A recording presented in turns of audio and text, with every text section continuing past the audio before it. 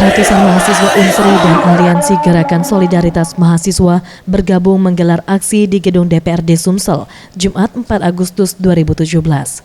Mereka menyuarakan tuntutan penurunan UKT uang kuliah tunggal dan 3 mahasiswa yang dinonaktifkan oleh pihak kampus karena menggelar aksi demo dan terkait 2 mahasiswa mengalami pemukulan oleh oknum aparat dan karyawan kampus di Universitas Sriwijaya Indralaya. Dalam aksi ini, pihak mahasiswa diterima langsung oleh Ketua DPRD Sumsel Giri Ramanda Kimas dan wakilnya Muhammad Yansuri, serta juga turut hadir Gubernur Sumsel Alex Nurdin.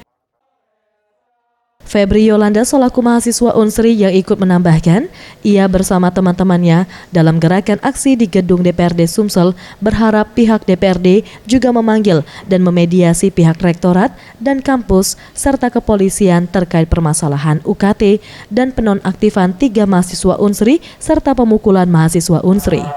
Pihak DPRD itu menjadi mediator sekaligus memanggil pihak rektorat dan pihak kepolisian untuk menyelesaikan masalah itu. Ditemui di sela aksi berlangsung, Gubernur Sumsel akan membantu memediasi antara pihak mahasiswa dan kampus dalam urusan ini agar bisa diselesaikan secara baik dan mendapatkan solusi yang terbaik. Dengarkan sepihak dulu. Saya belum dengar dari pihak rektorat. Kalau dari pihak mahasiswa, anak-anak kita ini kita sudah dengar kan. Nah, dari pihak rektorat apa sebenarnya masalah? Artinya Bapak nanti memediasi 2 pihak ini, Pak ya? Saya, itu tugas gubernur. Apapun yang terjadi, kalau bisa kita selesaikan, kita selesaikan.